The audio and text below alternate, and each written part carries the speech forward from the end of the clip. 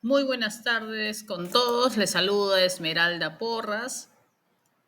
Soy contadora pública colegiada de profesión, fundadora de hace más de 10 años de la consultora Ricamisac, con la cual nos hemos unido un grupo de profesionales en diversas materias, contadores, economistas, abogados, arquitectos, ingenieros, para brindar servicios a nivel nacional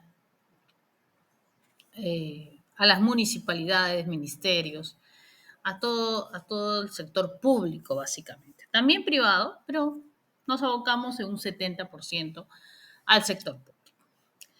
En esta oportunidad estoy a cargo de la conducción del curso de determinación de arbitrios municipales, ¿no? El cual vamos a abordar toda la problemática de los arbitrios y vamos a aterrizar en un cálculo metodológico para que ustedes puedan trasladar los costos de su servicio público de arbitrios municipales a los contribuyentes. Pero básicamente también les adelanto que para eso necesitan ustedes tener una buena base de datos tanto para predial y arbitrios para poder sincerar, porque el tema de sincerar los costos de los arbitrios municipales no solamente pasa por una buena metodología de arbitrios, sino también por una buena base de datos del área de rentas, para poder aplicar a los contribuyentes una buena base de datos que esté indicado correctamente todos los usos. Entonces, básicamente vamos a abordar el tema de arbitrios municipales en 4 sesiones.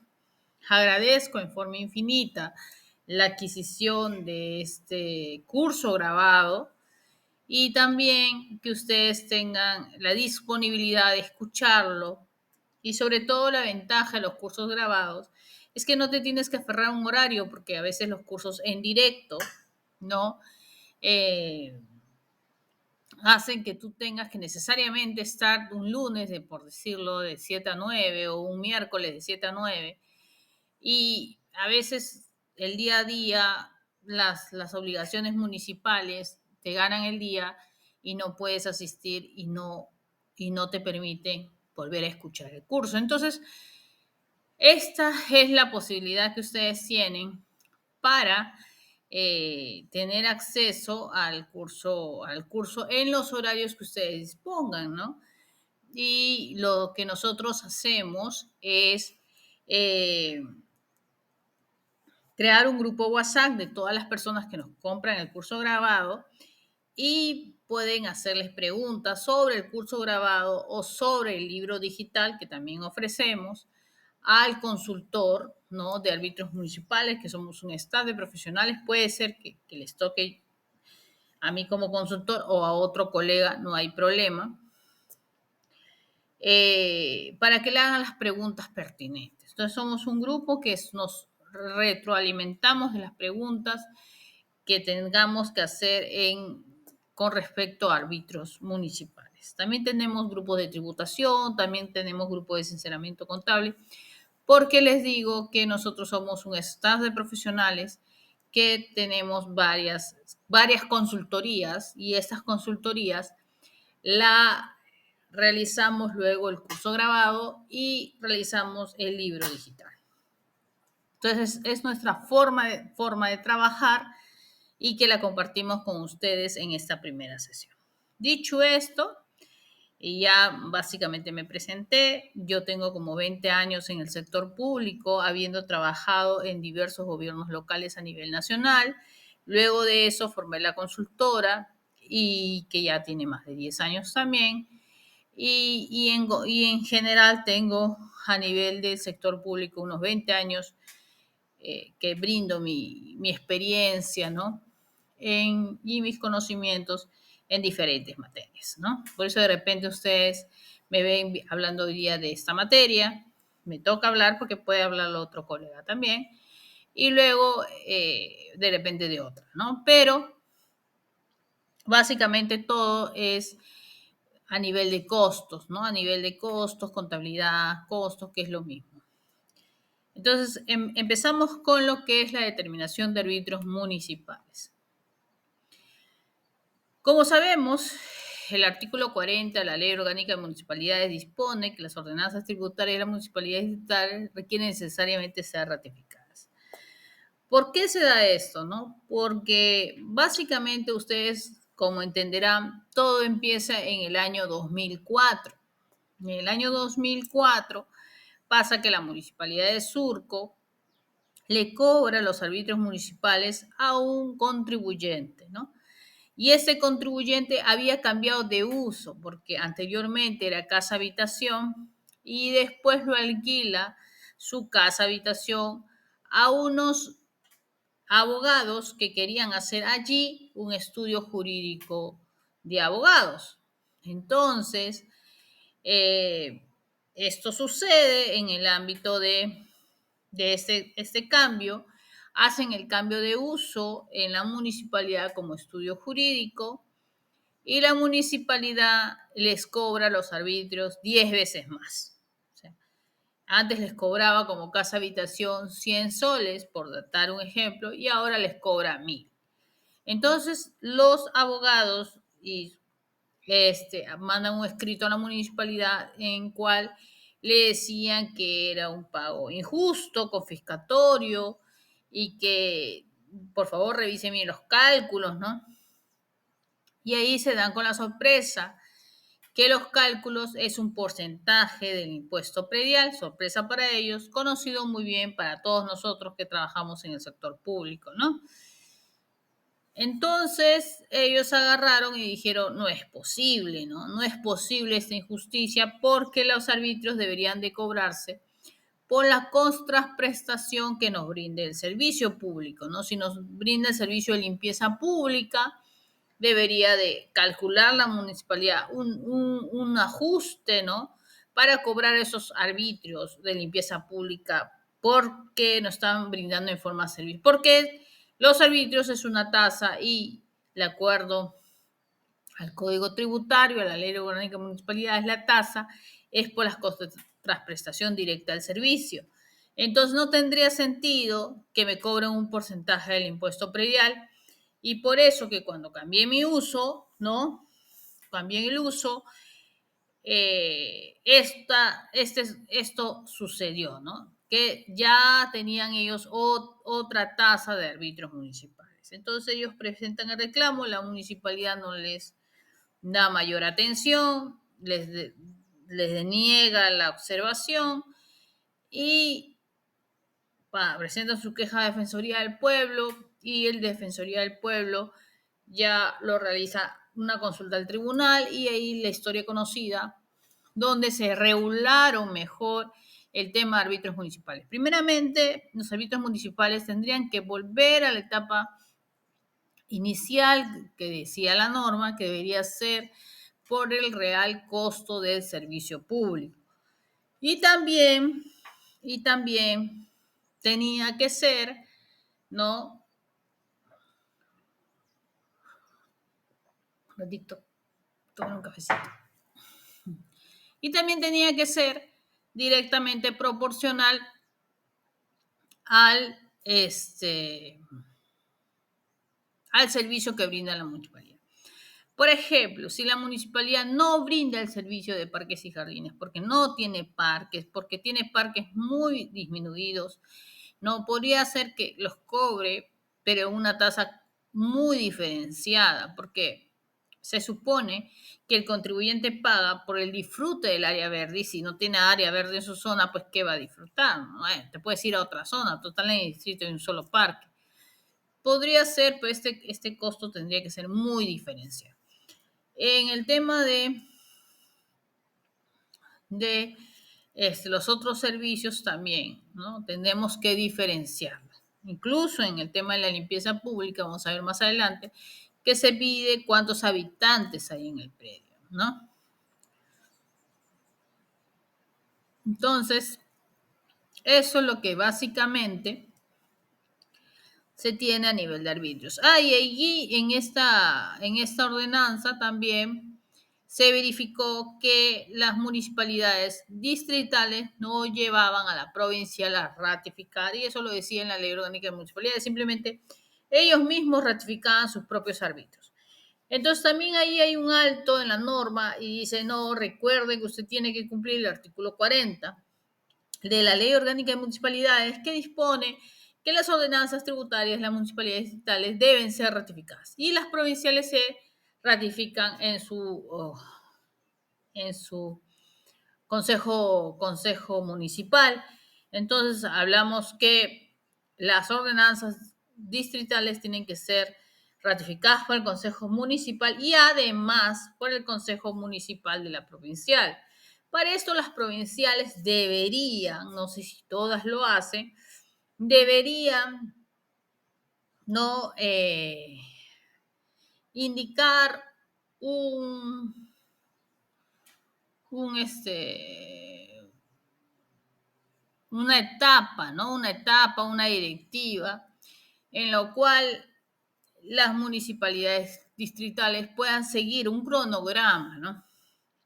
Si pueden con algunos alcances de las normas del Tribunal Fiscal, debería ser una ordenanza bien detallada, bien trabajada, para que las municipalidades distritales tengan acceso a esa información y cumplan, ¿no? Y todos cumplan. Hay que recordarnos que la Contraloría General de la República ha indicado en varias oportunidades que va a salir a revisar estos costos, que va a salir a revisar, y ya lo está haciendo en algunas entidades del Estado, ¿no? Entonces hay que tener en cuenta eso también para poder apostar por hacer una nueva ordenanza bajo un nuevo régimen con las características que debe tener una ordenanza municipal y que debe cumplir. Sabemos que existen sendos sentencias del Tribunal Constitucional. Si les diría hay 100, 80, 90, les mentiría. Hay más de 100. De diversas municipalidades a nivel nacional que el Tribunal Constitucional, el Tribunal Fiscal, la Defensoría del Pueblo han observado. ¿Y qué han hecho esas municipalidades? Han recalculado sus arbitrios o en algunos casos hasta han dado de baja o quiebre a ese costo por esos periodos. Recordemos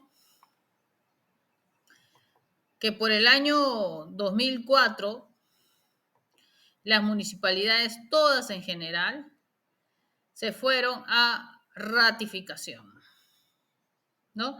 Se fueron a ratificación y se fueron a recálculo de los arbitrios, ¿no? Recalculando por lo menos sus 10 años de arbitrios. Yo me acuerdo haber hecho por esos años, ¿no? El recálculo de arbitrios de varias municipalidades de Lima, de varias, ¿no? Y hasta la fecha lo veo, sigo haciendo, no el recálculo, pero sí el cálculo, ¿no? Eh, en el 2004 nosotros presentamos con la Municipalidad de Pueblo Libre por esos años la primera propuesta para el cálculo de arbitrios, la cual la suscrita hizo el costeo, la metodología del costeo, que se podría mejorar la metodología del costeo de la suscrita presentado y que fue aceptado por Lima en ese momento, se puede mejorar. Pero estamos en camino que otros profesionales, ¿no? O mismo Lima, haga un cálculo distinto, ¿no? De lo contrario, se sigue usando lo que desde el año 2004 se está usando con algunas u otras modificaciones muy, muy pequeñas al cálculo, ¿no? Entonces, eso está para ir mejorando todavía la metodología del cálculo. El Tribunal Constitucional en su momento dijo que los arbitrios deben representar la prestación real y efectiva del mantenimiento del servicio, cuyo cálculo ha de hacerse en función a su costo, por lo que resulta incongruente que se utilice como criterio de determinación de tributo el valor del predio para el pago del impuesto predial, su ubicación o uso. Como consecuencia de ello, el tribunal en muchos casos ha dispuesto se deje sin efecto todo acto tendente al cobro de los arbitrios de limpieza pública y serenazgo, así como los establecidos en las nuevas tasas sobre la base de los nuevos criterios de determinación de árbitros que guardan relación y congruencia con la naturaleza de este tipo de tributos, respetando el marco legal y constitucional establecido para el ejercicio de su potestad tributaria. Los criterios de distribución, ¿no? Según la sentencia 053 del 2004, para el tema del barrido de calles es el tamaño del predio expresado en frontis en metros lineales, ¿no? Para el tema de parques y jardines es la ubicación del parque frente al área verde cerca y lejos, ¿no? para el tema de recolección de residuos sólidos es el tamaño del predio, el número de personas, usos del predio y tamaño del predio a nivel de metros cuadrados. Y acá se le ha incrementado el peso de residuos sólidos por uso, ¿no? El peso de residuos sólidos por uso, que lo da el tema de el informe de caracterización de lo que es el recojo de residuos sólidos, que lo tiene el área de limpieza pública, ¿no?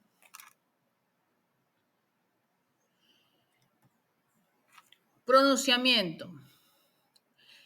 Los pronunciamientos de la Defensoría del Pueblo, para citar un ejemplo, para el tema de barrido de calles, es la determinación de los frontis del predio en función a la raíz cuadrada. Este criterio de que, o sea, cuando dijeron a nivel de los frontis del predio, vuelvo a repetir, la base de datos de rentas no tenía el tamaño de los frontis del predio. Entonces, al no tener, los asumió que todos eran cuadrados y le sacó la raíz cuadrada. Y este es un error porque está mal, ¿no? Tienes que hacer un levantamiento de tu jurisdicción para determinar los frontis, ¿no? Una declaración jurada masiva donde la gente declare su frontis, ¿no? Podría ser unas alternativas, pero la conclusión aquí radica en que tienes que tener alguna alternativa de solución para determinar el frontis del barrio de calles. En el tema de recolección, el tratamiento especial a terrenos sin construir en parques y jardines y recolección de residuos sólidos no se debe cobrar, pero sí respecto al barrio de calle de seguridad ciudadana. Lo que pasa es que los terrenos sin construir, se dice que la recolección de residuos sólidos, por ejemplo, en recolección, se usa el número de habitantes, el peso del residuo sólido desechado, ¿no es cierto? Y si hablamos de un terreno sin construir, no hay habitantes, no hay quien saque la basura, ¿no? Entonces, no se está hablando del servicio prestado en forma directa. Entonces, básicamente por eso dice el tribunal, la defensoría, que no se debe cobrar. En tema de parques y jardines, recolección de residuos no se debe cobrar, porque igual en parques y jardines está asociado al disfrute del parque. Entonces, si ese terreno está sin construir, sin habitantes, ¿qué habitante del terreno sin construir va a disfrutar el parque? Entonces, tampoco por ese razón tampoco se debe cobrar. Pero sí respecto al barrido de calles y a la seguridad ciudadana. ¿Por qué? Porque sabemos muchas veces por práctica que vemos en los noticieros que en los terrenos sin construidos se convierten de repente en gente de mal vivir que se ingresa a esos terrenos para volverlos fumaderos o hacer diferentes situaciones. Y igual la seguridad ciudadana va a ir a prestarle algún tipo de servicio si es que se ve escándalos y otros criterios que de repente puede llamar el mismo dueño sobre sus terrenos sin construir. Y el barrio de calles es potencial porque igual el terreno sin construir tiene un frontis a nivel de metros lineales y también la municipalidad tiene que barrer ese frontis. Entonces, sí es razonable. Aquí en varias resoluciones el Tribunal Fiscal y el Tribunal Constitucional y Defensoría del Pueblo, lo que se ha aplicado es la razonabilidad. Es razonable, por eso le digo, es razonable que en los terrenos sin construir no se, no se, no se cobre a nivel de parques y jardines y recolección de residuos sólidos, y sí se cobre a nivel de seguridad ciudadana y barrido de calles.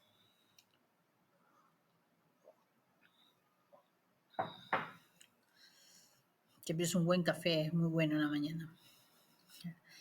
La RTF 075611 del 2012, Jesús María, respecto a las sentencias del Tribunal Constitucional, que asemejaría a los predios construidos pero deshabitados en seguridad ciudadana, contrariamente se indica, la norma no menciona en caso de predios construidos pero inhabitados, respecto a los cuales no hay quien goce el servicio de seguridad ciudadana. Bueno.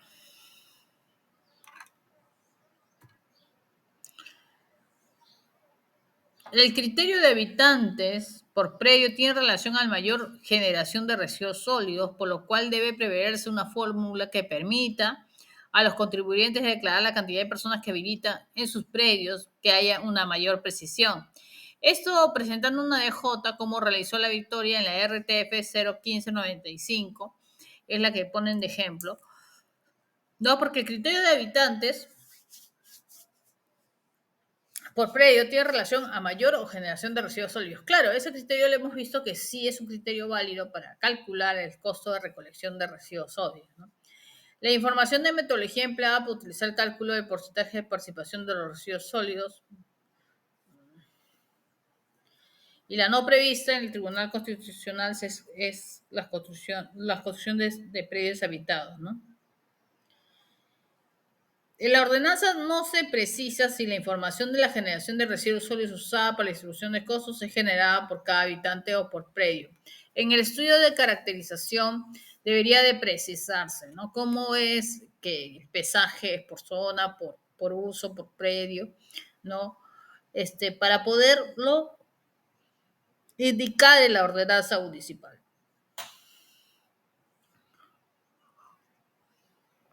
Si bien se aprecia que se ha efectuado la distribución en función a la generación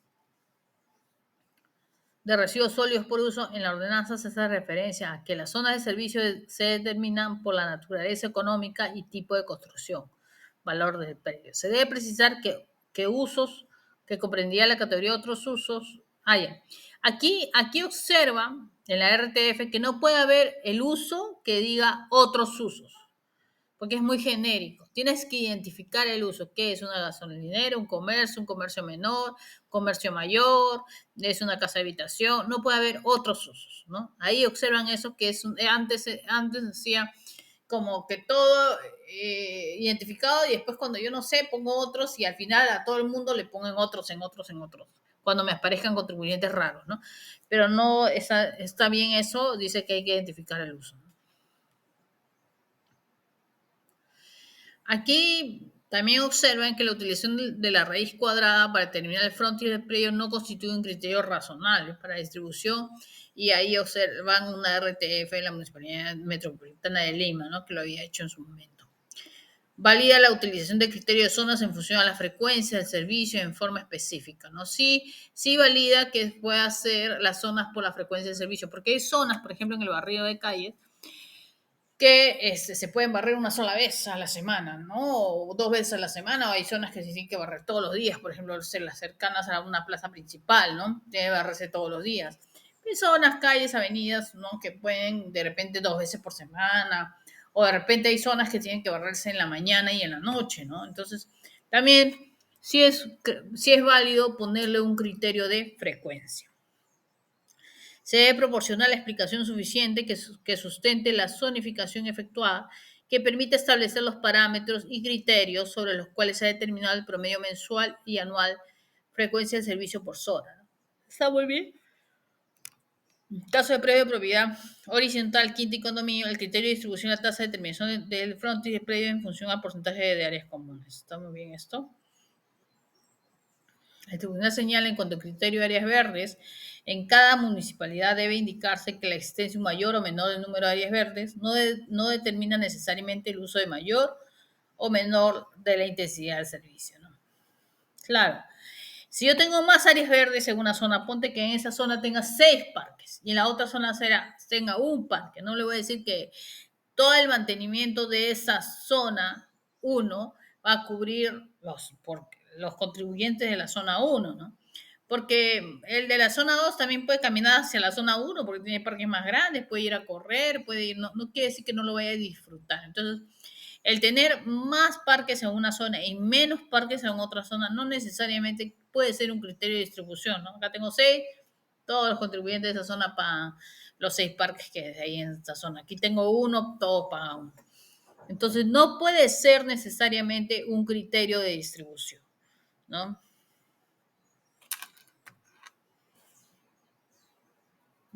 El Tribunal Constitucional se asemeja a los preconstruidos pero deshabitados, ¿no? Según la seguridad ciudadana, respecto al cual contraviene lo indicado en la Defensoría del Pueblo, se debe cobrar por serenazgo. El tribunal indica los predios construidos pero inhabitados, respecto a los cuales no habría quien goce el servicio de seguridad ciudadana, deben ser inafectos, ¿no? Bueno, si están deshabitados, pero eso es un poco menos controlable, porque yo puedo decir una semana lo deshabito y la otra no, y está total habitado. Hay que ver qué porcentaje de no habitabilidad tiene, ¿no? Y si, bueno, si es permanente, bueno, claro, ¿no?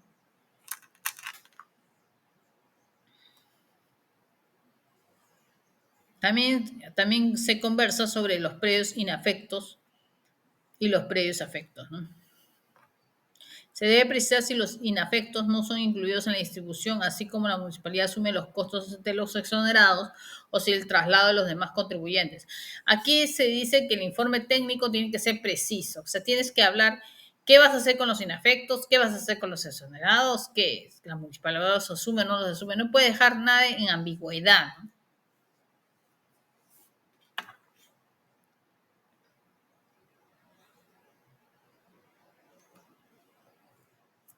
De acuerdo al artículo 34 del decreto legislativo 278 CD, aprueba la ley de gestión integral de residuos sólidos, ¿no?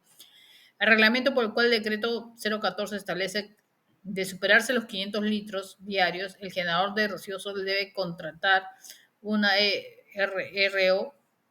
EORS para un servicio particular, ¿no? Para que se encargue de realizar la recolección, transporte y posición. Esto es coordinado, ¿no? Si la entidad va a utilizar un servicio adicional, excepto que sea peligroso, es obligatorio, pero si no son peligrosos deben ponerse de acuerdo con la municipalidad. ¿Quién le va a recoger los residuos sólidos, ¿no? Además, se considera la incorporación de otros usos de lubricentos veterinarios, ellos de acuerdo al artículo 43 del reglamento de la ley 1278.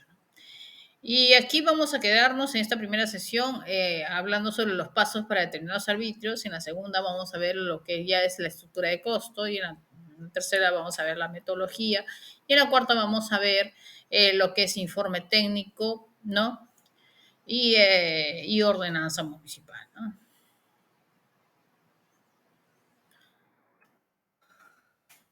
La primera etapa es la conformación del comité de trabajo de consultores, funcionarios responsables en la terminación de arbitrios, luego es elaborar el plan de trabajo, visita de campo de cada funcionario involucrado en la determinación de arbitrios, contabilidad personal, logística, limpieza pública, en la recopilación de la información de diversas áreas operativas, logística, personal. Hay que acordarnos que para determinar los arbitrios, por ejemplo, del 2024, tenemos que haber ejecutado los arbitrios del 2023, ¿no? Por ejemplo, si yo dije que voy a comprar uniforme a mi personal, tanto de seguridad ciudadana, limpieza pública, parques y jardines.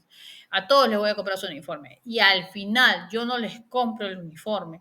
No voy a pretender el otro año de decir, también les voy a comprar el uniforme, porque ahí estamos sobrevaluando los costos de los arbitrios.